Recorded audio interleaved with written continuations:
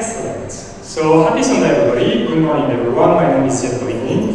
First of all, I would like to thank the organizer of Money 2.0. It's a great event. I'm very pleased to be here. I would like to thank also Consensus, my company, who allowed me to be able to have the opportunity to present you the future of money is digital. And first time in Dubai, very pleased. It's a great place, and the sense of hospitality is absolutely fantastic. So thank you for that as well. So if you never heard about Consensus, maybe you have heard of products such as MetaMask, Infura. So we exist for the past 7 years. We have developed a suite of products that enables individuals and companies to take advantage of blockchain technology, and this is what I'm going to talk about today. So Rachel touched base on the money is digital, or the future of money is digital, and almost all of you in the room raised your hands when we talked about cashless money. So I didn't find that title actually. So the future of money is digital is a title that we see in a lot of conferences and everything. And when you think about it, Visa and MasterCard have been around since like the 60s. The idea of digital cash has been theorized in the 80s by David Chong. In the 90s, we started to develop also payment electronically by mobile and everything. So the truth is, the money is already digital. So what I'm going to talk about, so the future of money is programmable, and this is the main difference, and this is what we're going to tackle today. So, probably some of you in the room are like, oh, he's going to talk to me about blockchain, I already know that topic, etc., etc. So for you people who already know about the technology, just bear with me for the second part of the presentation. And probably there are some of you in the room that do not know anything about it and might feel a bit FOMO about it. So I will take the time to explain to you a few basic principles. So this is how I intend to structure the presentation in two parts. So the first one is we're going to talk about some fundamentals concept, just to make sure that we all have the same understanding in the room. So we're going to talk about digital money as a concept, programmable money, blockchain, and Web3. And then after that, we're going to go into the use cases. So I'm going to touch base on decentralized finance. What does it mean for institutions? And finally, I'm going to conclude with decentralized autonomous organization, or DAOs. The first thing, so let's look at money, right? So money was created as an exchange of value, as a means to be able to give a price to goods and being able to store wealth. Money had different shape through time, so after barter, money came, different formats, shells, commodities, gold, silver, whatever. Then currencies came in, banknotes, coins, all of that. And then we had payment cards and electronic money that is coming through mobile phones as well. We have 3 types of digital money, so they are segregated into 3 categories. The first one is what we call closed currencies or closed virtual currencies. These are currencies that only act within a certain ecosystem. A very common example are the currencies that you can see in online video games. So the gold currency in World of Warcraft, for example, is what we call a closed currency. The second one is what we call the unidirectional virtual currency. That would fit, for example, loyalty programs. So you deal with the business, and to reward you, they give you some currencies in your account that you can redeem against some goods and some services. And the third one is convertible digital currency, which means that you can exchange it with other points. So why are we talking about programmable money? So when you look at this money, all of this except the convertible, so closed, unidirectional, and all of it, the only thing what they do is exchange value. And even your electronic money is just replicating the process that is happening in the physical money. The game changer is how do we make money? How do we conceive it? How do we fabricate that money? And that's what blockchain technology brings on the table. So the first thing is like programmable money means that it is a currency or money that is coded, pre-coded with an inherent logic behind it. You cannot code a logic with a $10 bill, for example. And so that to do so, you need 2 things from a technological standpoint. The first thing is you need to have a blockchain technology So the blockchain technology, what does it mean? It means that when you think about Bitcoin, Satoshi Nakamoto, when he created, or she or they, we don't know actually who is the creator of Bitcoin, it came just after the financial crisis. And for many, many, many centuries, the concept of money is mainly based on trust. You have to trust a third party, you have to trust a bank, you have to trust a central bank, which is great, but if the technology does not follow, then you're gonna end up with like some mistakes, some reconciliation problems, some settlement problem, etc., etc. So the innovation with Bitcoin is we're gonna replace the trust as a concept with zero trust as a concept. The idea is to build a system that is completely trustless so that we can use it and it cannot be failed. So we went from the trust concept for money to the proof concept. Every transaction that's passed through a blockchain technology needs to go what we call a proof consensus mechanism. So you need to have a certain agreement among a group of participants to an ecosystem to agree that the transaction works. The second innovation is the smart contract. So the smart contract is a little software program where you code all the actions that money can possibly do. And so you can put some parameters around it. So if you think today about opening a checking account with a bank, when you open a checking account with a bank, it takes a lot of resources from a technological and from a human perspective to be able to fulfill the purpose of a checking account. Massive infrastructure and a lot of people behind it. With a smart contract, it just takes like some lines of code and it can do exactly the same thing as the infrastructure of the bank today. So if we look at the banking infrastructure, you can see that your transaction is going to take at least 24 hours to be settled and reconciled. And it takes a lot of infrastructure to be able to do that. So you have an aggregator, you have your payment service providers such as Visa or MasterCard, you have a credit card audience, and then after that you need to go back to your commercial bank. The commercial bank needs to validate the transaction with the central bank. It takes a lot of time. And we believe that the financial infrastructure as it exists today has reached certain limits compared to the needs of what the people want to do. On the right, this is the digital currency payment ledger. You have a settlement ledger that is shared with everyone. And then after that, you just have a wallet provider and an aggregator, and that's pretty much it. So when you think about money, you also need to think about technological infrastructure and how much it costs create money, make it circulate, and validate all the information. So when we look at the life cycle of a digital asset, I'm pretty sure a lot of you deal with assets on a daily basis, you can see that you have different steps that needs to be done, and you have a lot of actors that needs to interact with this. Blockchain is great when you have multiple actors within an ecosystem that don't trust each other. Then you can start to have an infrastructure, technological infrastructure that allow these different parties to be able to exchange information in a cryptographically secured manner.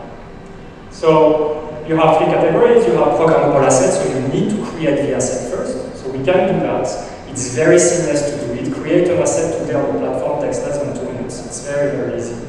Then after that, you need to compress your workflow, so all the KYC, AML, regulatory framework, exchanging information and everything. You can do that with blockchain technology also. At Consensus, we have experience for the past 5 years working with important consortia of banks or commodity companies, exchanging information together. It works really well.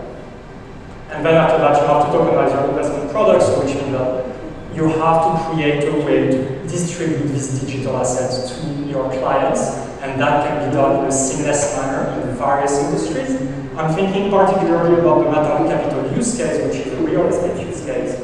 Today, you can reduce considerably the cost of tokenizing a real estate piece, and you can also reduce the entry fee for investors. So if you have a real estate project that you want to do, and you have a ticket entry at $10 million, tomorrow you can tokenize this asset, distribute 10,000 shares, and have a ticket entry fee of $1,000. Way cheaper, way simpler. So once again, with blockchain, fabricating money, circulating money, in terms of manufacturing cost, is almost close to zero. We estimate that we can save up 80% of post-trade transactions and costs by using blockchain technology. When we look at, for example, the Bank of England that spent $20 billion per year in trade processing annually. So there is a huge opportunity here for financial institutions to look at their infrastructure, at their technology, and how you can optimize it so that you can save costs, automate processes, build up better trust with your clients and your stakeholders, and being able to create new products. The resources that at the moment you're allocating to maintain this technological infrastructure should be dedicated to create value. So obviously from these two innovation technology of blockchain and smart contracts, a wide range of use cases came up. So we are talking about collateral ownership, digitalization of clauses, asset ownership, delivery versus payment. This is just the beginning of Web3. So Web3 is a concept that is intimately attached to blockchain and smart contracts. You may have seen that in the news, on your LinkedIn feed. It has various definitions. I believe that the definition is not set yet. But at least from a technological point of view, what does it mean? It means that in Web 1, you can only read the content on the internet. If you remember Netscape, if you remember the first online newspaper, the only thing that you can use to read them. In Web 2, you could interact with the web. Facebook, Instagram, Twitter, and everything, you can participate to that ecosystem. But the challenge with that is that it's very centralized and you cannot monetize your own data. The companies are doing it for you, especially the one in the Silicon Valley. Web 3 takes that spirit of Web 1, open source, and allows you to monetize your own data and your own assets by doing it yourself. So really, it brings anonymity, and it brings security, and it brings freedom to the people who want to do more entrepreneurship in the digital space.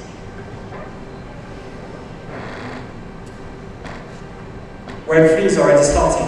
We have a lot of applications already that are starting with the tech sector.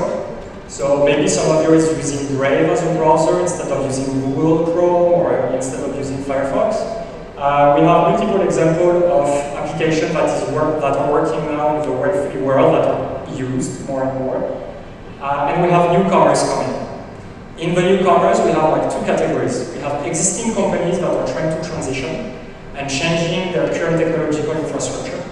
And then we have Web3 native companies that are coming as well. So which means that they don't have the burden of our current infrastructure and they are building directly on the new paradigm shift that I just talked about a couple of minutes ago. Web3 is here to stay. To give you an idea, last week there was a report published by the Ethereum Foundation, and we did the math, we looked at the ledger, and there was more US dollar that circulated on the Ethereum network than on the Visa network. So it's not a small thing.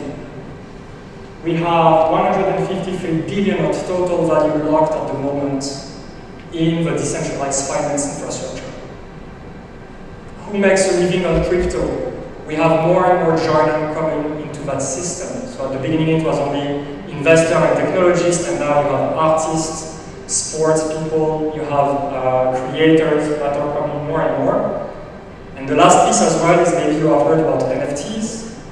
NFTs is great and has a lot of traction at the moment, but one thing is like NFTs is able to reward artists in a very fair way. And last year in 2021, they were the 4 contributors in terms of revenue attribution to artists, just beside YouTube, Spotify, and Etsy.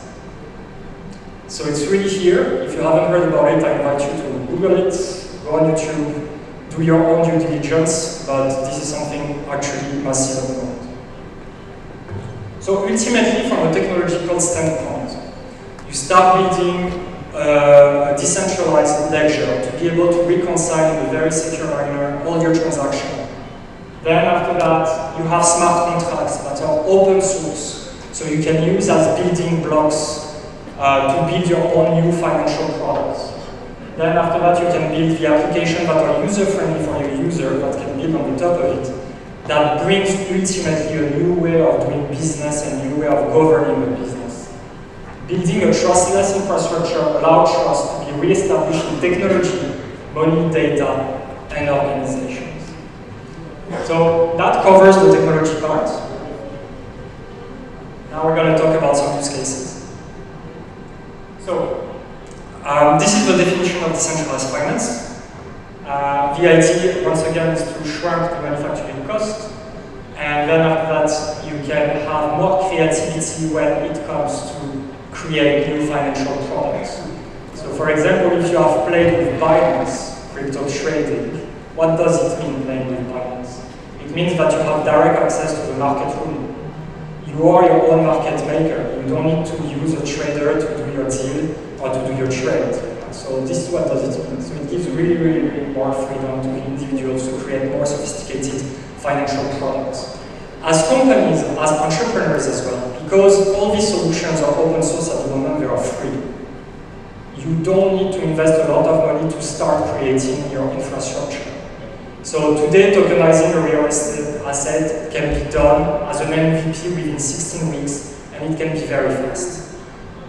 So it gives a lot of creativity for entrepreneurs that don't have a lot of resources to start with, and also it gives a lot of access to the people that are unbanked today. Building a bank in certain regions costs a lot of money, and blockchain can be also a solution to help them to have access to these financial products. As you can see, you have many blockchain companies and organizations that are already spread amongst different areas of financial services, money, central bank. We talk to a lot of central bank. We have done a lot of experimentation with central banks. Commercial bank, we work with a lot of them. Some of them have invested in Consensus actually. Exchange, brokerage, insurance, payment, and asset management. Once again, there are a lot of opportunities, a lot of money to be made in DeFi, decentralized finance. There are a lot of interesting projects going on. So these projects are either tied to a technological innovation, to a new service offering for customers, or a new service offering for enterprises. I'm going to skip that. Institutional decentralized finance. So when we look at the big actors at the moment, JP Morgan is one of the first investors in Consensus. We have UPS on the board, we have MasterCard, we have also crypto companies with us. Coinbase is one of the investors, and we have technology companies such as Microsoft also. So all these companies are going through this. They are offering either crypto product to their clients, to the investors, or you have also retail banks and payment service providers that are offering either financial services to their clients or a technological solution. So for example, Consensus and Visa are collaborating at the moment to contribute to the central bank digital currency innovation space at the moment. I'm going to cover four key DeFi opportunities. The first one is digital asset trading. And so in digital asset trading, you have what we call decentralized exchanges. So decentralized exchanges are platforms where you can connect directly with your crypto wallet, and you can lend and borrow money. And you can basically make interest out of it. Because the cost of manufacturing is really low, the interest rates are way higher of what you find at the moment in the financial services industry. So when you look at the decentralized exchanges at the moment, so $1 trillion in trading volume in 2021, and Coinbase, that is a centralized organization, so you need to provide your KYC and your AML, and they have custody of your money and your keys. They think that decentralized exchanges are a key threat to their own business at the moment. It's super easy to do. Honestly, if you install your MetaMask wallet, let's say on your browser, and you start going to this website, you can use like fake currency, so you can go on a test network if you don't want to use your own money, and you can start playing with this. It's absolutely fantastic, very user-friendly, it's easy to do.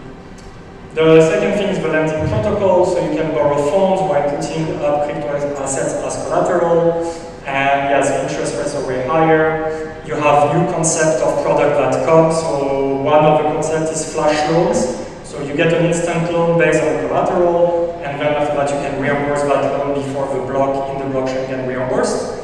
And you can make like a little of money out of the interest rate that you're doing. At the moment, the interest rate is about 10%, which is once again way better than what you can find in the classical financial industry. And the lending protocols, because of their technological infrastructure, are super interesting, and financial institutions are looking at it at the moment as well. So this is great. Yield farming. So this is something that is very unique to decentralized finance. So imagine, for example, you have multiple digital assets from various protocols, and you want to be able to find the best rates. Rather than moving your asset from one platform to another, yield farming gonna aggregate basically the performance of the various platforms for you, and always gonna reward you the best interest rate. Okay.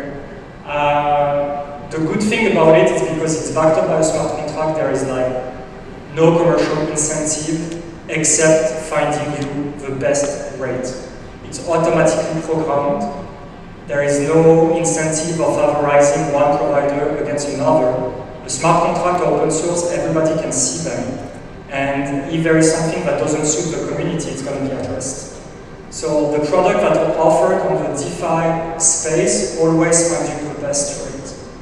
Another example is what we call MetaMask swap. So MetaMask is our wallet, and the swap is basically the same thing as a currency exchange.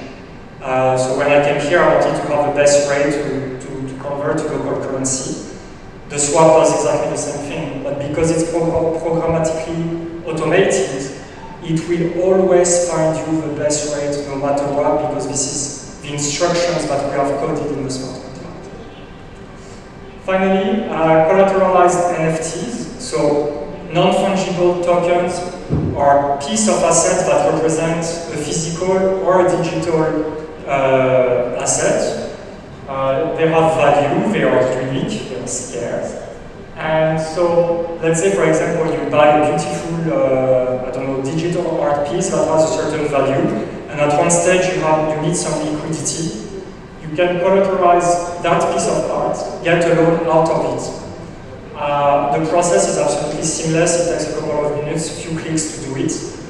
When you think about like the physical world, you have to bring your painting to the bank, somebody needs to do an evaluation, and then after that tell you how much money you can give. Yeah, like here it happens seamlessly. Just to give you an idea, the NFT market overall is $24 billion in terms of transaction. It's 30 million sales, and it's an average, a daily average of transaction of $647. So this is not negligible either. So we start to see new platforms coming in for collateralized loans based on NFT. So NFT5 is happening. So once accepted, you get the money. And the piece of art that you used to have ownership is not your ownership anymore. It's locked within the platform. And if you don't reimburse, it's very simple. You lose your collateral and the transaction is automatically processed to the person who's already won. Finally, decentralized autonomous organization. So if you have a technological stack already that is super solid, you don't need to spend a lot of time trying to understand if your data is right or anything like that. Then after that, you have a second layer where you can create very imaginative financial product for your clients that will change the way you govern your business. And we see the emergence of a new form of organization that is called a decentralized autonomous organization. So what does it mean? It means that the ownership of a company is distributed through digital assets, or through tokens. And the governance rules are transparent to all the members of this organization. Okay? You have decentralized organization for various verticals: media, social, technological, operating system, investment, whatever you name it. This is just starting, but people see that as an investment tool also. You You can invest in a company in the New York Stock Exchange, or you can invest in a company in the Dow space. I'll give you one example. So SushiSwap, which is the top right there, is a decentralized exchange. And it is organized as a decentralized autonomous organization. What is super interesting with them is every time they have a major change in the function, in the structure, and the way the company is running, they have to submit their proposal to the community. So they wanted to change their board and their director suite and bring new functions such as marketing, etc., etc. So very business as usual topics.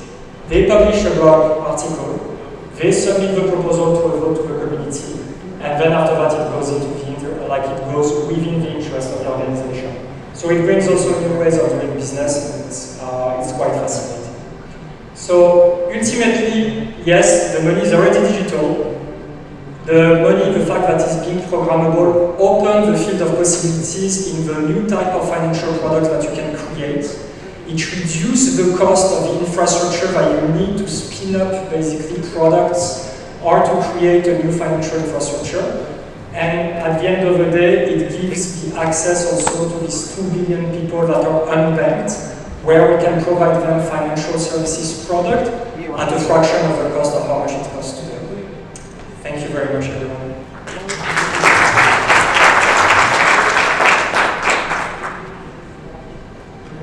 Amazing! What a great way to come out. The first, speaker of the day. Did we enjoy that? I wanted to take an opportunity for a couple questions. Can you please raise your hands if you'd like to ask? I'll bring the mic around, please. And Zied can jump up here. We've got a couple of questions to ask, but is anyone stressed out before we get to that about the cost of the financial infrastructure in their business? Is anyone dealing with that? Think about it. This guy can help. So think about how you're dealing with that in your organization. Hi, Zied. Thank you very much for the presentation. One quick question indeed on the governance you rightly mentioned. What about the risk, the tech risk in particular? Mentioning the fact that everything or almost everything is automatized, and then what about the risk of hack, for instance? Sure, absolutely. So thank you very much for your question. Do you mind if I ask your name and from which organization you're coming from? My name is Maxime Hagan. I'm the CEO and founder of 123 Next Generation. You're French, right? Correct. Bonjour. Sure, so this is a great question. And it comes a lot, and of course you have heard of scams also in this industry. So, there are different layers that we need to look at. I'm going to go back to one slide.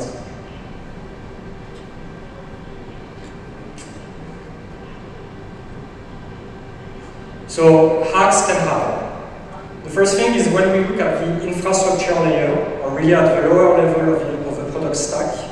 When it comes to blockchain technology, especially if you're using public blockchain, it's going to be very, very, very, very hard to hack. Because what does it mean? It means that rather than having one database in one central place, or a couple of databases distributed, and then you have a backup system, disaster recovery, business continuity plan that is super expensive, the blockchain layer, to be able to attack thousands and thousands and thousands of ledgers at the same time, it's going to take quantum computing to make it happen, and even there, we are already working in quantum cryptographic algorithm to counter that. So at the blockchain layer, try to hack Ethereum. It's going to be very, very, very hard, right? Second layer, the smart contract. Yes, it depends. If your smart contract are open source, public, it's going to be very hard to hack because everybody from the open source community is contributing to it. But this is not specifically specific to blockchain and smart contract technology.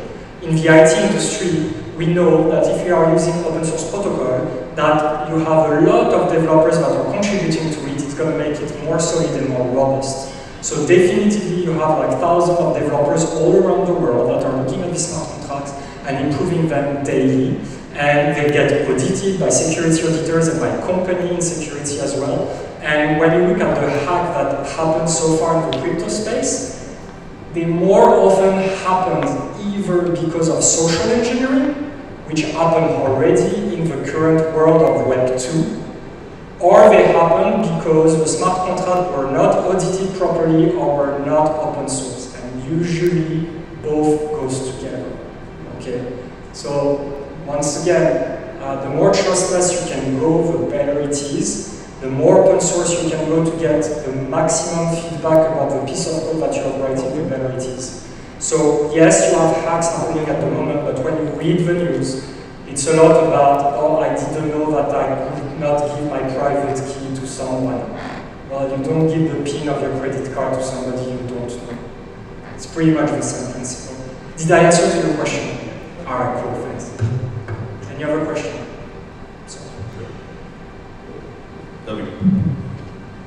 Thank you very much. Can we go back a few slides, because one of the slides mentioned the manufacturing cost to be zero. Yeah, just wanted to understand there is a lot of cost that is associated with building up the technology.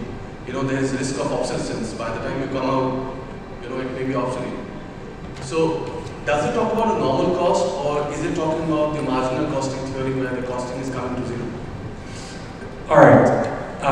Can I have your name and from which organization you're coming from, please? So, my name is Nitin. I'm coming from an organization called Anderson. I'm a tax and legal professional. Sure. All right. Thank you. So, when we're talking about the manufacturing cost to zero, is like, if you want to, for example, use Ethereum, it's free. It's managed by the Ethereum Foundation. Consensus is not the creator of Ethereum. Think as Linux. Linux is free. You can download it to your computer, everything, and it works all fine. And you have like an open source community that is contributing to it. You have the Linux Foundation. And then you have Red Hat. And Red Hat is the company that supports enterprise to scale Linux. So companies that are using Linux understand the benefits of Linux. It's super, it's the same concept. It's built by building blocks. You have access to the code source. You can build on the top of it. But ultimately, this operating system costs you zero. It's pretty much the same thing. So when we talk about manufacturing concepts, meaning that you need to have a database to store all the transactions, and you need to have a technology that allows you to program your digital asset, these two cost nothing. When you go into a finance, like a bank, you need to pay a licensing fee for your database server with any cloud provider or any physical database server that you have, and then after that you need to pay on the top of it, right? So that's why we're saying that this infrastructure for us, like the lower layer infrastructure to manage the transaction, costs zero. Does it answer that question? Just one more thing. And just a little disclaimer, I'm a technologist. I'm not a finance guy. Well, so I'll try my best. Maybe I'll reverse that scope to the limitation that I am not a technology guy, I am a tax guy. Okay. But just wanted to add on, where the manufacturing cost is zero, then we are the products. Like Facebook? No. Like you? What do you mean we are the products? Then we provide the content. Okay. The largest content maker, Facebook, doesn't own a content. So I'm the content maker. Alright. So I understand your question. So the first thing is like, if you, for example, download a crypto wallet, we don't ask you your personal information. We don't ask you your KYC. We don't ask you any of these, and we are not interested by it. So no, we are not using your information for that. So no, you are not your content. That's the first answer. So usually what you get is like what we call a wallet address that is a long street of letters and numbers, and that's pretty much it, right? Then after that, obviously, as a financial institutions, you have a couple of things to look at. First of all, the regulatory framework, right? So that's why I was talking about decentralized finance for institutions. And we have some products such as wallets, but that are dedicated for financial institutions, where you need to have KYC, AML, and everything, right? But running this KYC, AML process, or being able to monitor the transactions that your clients are doing, let's say, for example, if you're an investment fund, is still way cheaper than what you're doing, okay? And the concept of Web3 is for you as an individual and for you as an organization to monetize your own data and your own financial product. It's not the other way around. Okay? To be honest with you, like the New York Times published an article back in November 2021 about all the C-suite that are leaving the Silicon Valley and joining the crypto space. Yeah, no, we are not interested by the data of individuals, to be honest. Thank you. I think that was a question. We have one more question. Yeah, no problem. We'll do one more question. All right. I'm going to limit it to 3. I hate to be the person moving it along. I want to make sure that we get everything out. It's a great time to also keep in mind we're having a coffee break. We're going to talk to Zied more. He has tons of valuable information. While you're sitting here, who connected on LinkedIn to this guy? Anybody? What are you waiting for? Great, great job. Okay, so one more question. Where's that microphone? We'll give him another question, okay? Hi, this is Pranay. I myself work in the crypto world at Visa. I just wanted to get your thoughts on what do you think is the real-life usability of private currencies, NFTs, all of what you spoke about, with governments interfering more and more into this, they're trying to trace back transactions for taxation purposes, or even launching their own CBDCs in order to control monetary policies. So how do you think this is going to fare with governments getting into all of this as well? Thank you for your question. I'm not going to ask your name and the company you work for. We already met at the coffee area, so thanks a lot. So very happy that Visa is here today. We collaborate a lot together. So at Consensus, we believe that the first imperative is to protect the consumer. Okay? And the second imperative is to talk to the regulators. Without the regulators, we cannot have that paradigm shift happening. We need everybody. We are not maximalists, we are pragmatic. And of course, we need to talk to everyone. We believe that CBDC is a great asset, so central bank digital currencies, because it's going to fuel, I think, the decentralized finance area. Why? Because we come with the technological innovation, but the central banks still have like the core competencies about monetary policies. They have the experience. They've been doing that for centuries, right? So we are talking to them. What we are inviting the central bank to do and to look at is to look at their current technological infrastructure and how they can optimize the current inefficiencies they have as part of their processes. I'm working personally with central banks at the moment, and it's been almost 7 months, on different projects, especially in the region. And we have seen various use cases. Distributing money from a central bank to a commercial bank takes a lot of resources and investment. Commercial bank to payment service provider, same thing. And we believe we can streamline that entire money distribution flow, including the central bank. On the top of it, with all these new financial products that are coming, if the central bank adopts CBDCs, they're going to allow all their citizens to be able to connect to this platform, use this new financial product, and they can bridge to that ecosystem that is emerging. I mean, you need to talk to people who are like teenagers and less than 30 years old, and you're going to understand a bit also what's happening. But definitively with central bank, invite them to look at their current technological infrastructure and how we can optimize that. That's our main imperative. We are not here to replace them, we are here to collaborate with them. We are just telling them that they need to think on how to create money that can be done better. Thank you everybody. I wish you a great conference and a great day.